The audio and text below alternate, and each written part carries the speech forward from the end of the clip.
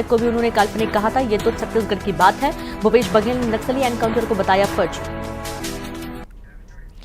और इसी बीच एक बड़ी खबर मिल रही है भोपाल से, जहां पर एमपी कांग्रेस को लगा एक और बड़ा झटका। देवाशीष जरारिया ने पार्टी से इस्तीफा दे दिया है। पार्टी नेताओं पर लगाए गंभीर आरोप। कांग्रेस में नेताओं ने राजनीतिक हत्या की जिम्मेदारी ले रखी है। पार्टी ने दूध से मक्खी की तरह निकालकर फेंका। रात दिन मेहनत की लेकिन भिंड से टिकट नहीं दिया। पिछले 5 साल का कहा गया कि भिंड से टिकट दिया जाएगा और ग्रुपबाजी करके कांग्रेस को निपटाया। कांग्रेस में जो भीतरघात करता है उसी को पूछा जाता है, लेकिन जो मेहनत करता है उसे नहीं पूछा जाता है। बड़ी खबर आपको दे रहे हैं भोपाल से, जहां पर एमपी कांग्रेस को एक और बड़ा झटका लगा है। देवाशीष जरारिया ने पार्टी से इस्तीफा दे दिया है। पार्टी नेताओं पर गंभीर आरोप भी लगाए हैं और विस्तार से आरोप लगाकर लिखा गया है बाकायदा कि कांग्रेस में नेताओं ने राजनीतिक हत्या की जिम्मेदारी ले रखी है। पार्टी ने दूध से मक्खी की तरह निकालकर फेंक दिया है। रात दिन मेहनत की लेकिन भिंड से टिकट नहीं दिया गया। पिछले 5 साल कहा गया कि भिंड से टिकट दिया जाएगा, लेकिन ग्रुपबाजी करके कांग्रेस को निपटा दिया। कांग्रेस में जो भीतरघात करता है उसी को पूछा जाता है। दरअसल देवाशीष जरारिया को ये कहा गया था कि वो भिंड से उम्मीदवार होंगे, उनको टिकट दिया जाएगा, लेकिन निराशा हाथ लगी और उसके बाद देवाशीष ने कांग्रेस पार्टी से इस्तीफा दे दिया है।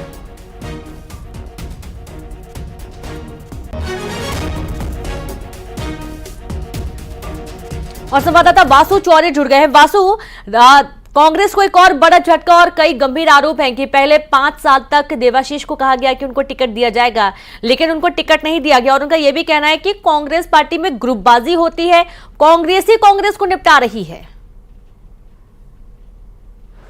बिल्कुल, देखिए, कांग्रेस की मुसीबतें मध्य प्रदेश में थमने का नाम नहीं ले रही हैं और एक के बाद एक कई नेता जो हैं वो पार्टी का दामन छोड़ते हुए नजर आ रहे हैं और ये अब पार्टी के लिए कहीं ना कहीं बड़ी मुसीबत का सबब बनता हुआ दिखाई दे रहा है। देवाशीष जरारिया जो कि पिछड़े वर्ग से आते हैं और एक युवा नेता के तौर पर जिनकी छवि थी, उन्होंने 5 साल मेहनत की, उनका दावा है। 2019 में उन्हें प्रत्याशी भी बनाया गया था और उनसे ये दावा किया गया था कि आने वाले चुनाव में भी आपको मौका दिया जाएगा बशर्ते आप एक्टिव रहें। लेकिन पार्टी के साथ ही, इस्तीफा देने के साथ ही उन्होंने कई गंभीर आरोप भी कांग्रेस के ऊपर लगाए हैं। उन्होंने कहा है कि जो भीतरघात करते हैं, गुटबाजी करते हैं, उन्हें कांग्रेस में प्रमोट किया जाता है। जो लोग गुटबाजी नहीं करते, पार्टी के अंदर ग्रुपिंग नहीं करते, उन नेताओं की कोई पूछ परख नहीं होती है। मैंने पूरी मेहनत, ईमानदारी और लगन के साथ पार्टी के लिए काम किया था, लेकिन उसके एवज में मुझे कुछ नहीं मिला। पार्टी एक तरफ दलितों की बात करती है, उन्हें आगे बढ़ाने की बात करती है, महिलाओं की बात करती है, पिछड़ा वर्ग के लोगों की बात करती है, लेकिन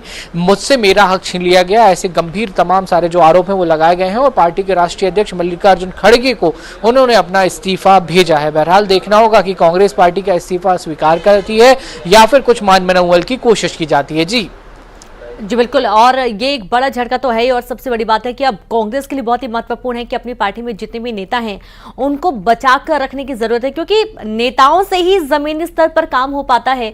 जो कार्यकर्ता होता है वही जमीन पृष्ठभूमि मजबूत करता है किसी भी पार्टी की। लेकिन यहाँ पर तो आम कार्यकर्ता से लेकर बड़े पद पर जो बैठे हुए नेता वो भी अब पार्टी से नाराजगी व्यक्त कर रहे हैं। कहीं ना कहीं कांग्रेस पार्टी को खुद में अब चिंतन करने की जरूरत है कि पहले अपने जो नेता हैं उनको संभाल कर रखा जाए, उनकी नाराजगी दूर की जाए और उसके बाद आगे पार्टी के लिए काम किया जाए। वासु, बिल्कुल, देखिए, कहीं ना कहीं कांग्रेस को चिंतन करने की ज़रूरत यहाँ पर दिखाई दे रही है, क्योंकि लगातार देखा गया है कि कई बड़े नेता हों, छोटे नेता हों, कार्यकर्ता हों, पदाधिकारी हों, उन्होंने पार्टी का दामन छोड़ा है। पूर्व केंद्रीय मंत्री से लेकर मौजूदा विधायक, मौजूदा महापौर तक शामिल हो चुके हैं बीजेपी में। इसके अलावा पूर्व जो प्रत्याशी रहे हैं, चाहे विधायक के हों या फिर लोकसभा के हों, उन्होंने भी पार्टी लगातार छोड़ रहे हैं और देवाशीष जरारिया उनमें से ही एक नाम है। कांग्रेस को संगठनात्मक रूप से अपने आप को कैसे मजबूत करना है, कैसे अपने नेताओं का भरोसा पार्टी के प्रति मजबूत करना है, इसको लेकर काफी काम करने की जरूरत होगी। हालांकि अब तो चुनाव आ ही चुके हैं, पहले चरण का मतदान 19 तारीख को होना है, लेकिन इसके बाद का जो समय है, यानी कि अगले विधानसभा चुनाव की बात करें, नगर पालिका पंचायत चुनाव की बात करें या लोकसभा चुनाव की बात करें, तो ये 3-4 साल का जो कांग्रेस के पास वक्त होगा, यहाँ पे पार्टी के रिफॉर्मेशन की एक तरीके से जो जरूरत है वो दिखाई दे रही है। क्योंकि आप देखिए कि विधानसभा चुनाव के बाद एक बड़ी बदलाव मध्य प्रदेश कांग्रेस में देखने को को मिला। अध्यक्ष की जिम्मेदारी जीतू पटवारी को सौंपी गई। उमंग सिंघार को नेता प्रतिपक्ष बनाया गया। कांग्रेस ने दावा किया कि नई टीम को हम आगे लेकर आ रहे हैं और इससे कांग्रेस एक नए रंग रूप में नजर आएगी। हालांकि उसका इम्पैक्ट कितना दिखेगा ये अभी चुनावों के बाद पता चल जाएगा और उसके बाद पार्टी संगठन किस तरीके से काम करता है ये भी जरूर देखने वाली बात होगी। जी बिल्कुल, बहुत शुक्रिया आपका वासु तमाम जानकारी के लिए। तो जाहिर सी बात है कि पार्टी संगठन को इस पर काम करने की जरूरत है कि उनके नेता जो बिखर रहे हैं और दूसरी पार्टी ज्वाइन कर रहे हैं, तो कहीं ना कहीं एक बहुत बड़ा लूपहोल कांग्रेस पार्टी का है। अब पार्टी के नेता ने गंभीर आरोप लगाए। दरअसल इनका ये कहना है कि इन्होंने दिन रात मेहनत की है, दिन रात पसीना बहाया और कार्यकर्ताओं के साथ मिलकर इन्होंने कांग्रेस को मजबूत करने की कोशिश की। 5 साल तक इनको कहा गया कि इनको टिकट दिया जाएगा, लेकिन आखिर में इनको टिकट नहीं मिला।